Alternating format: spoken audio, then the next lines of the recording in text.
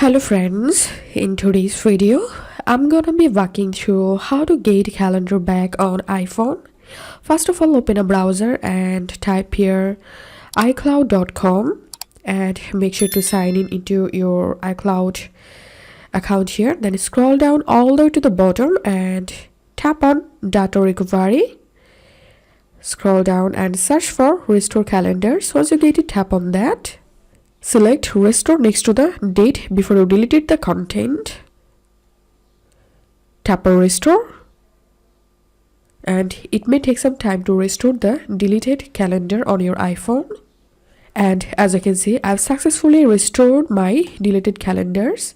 If this video helped you, give a thumbs up and please consider subscribe to 5 Minute Solution. Thank you for watching.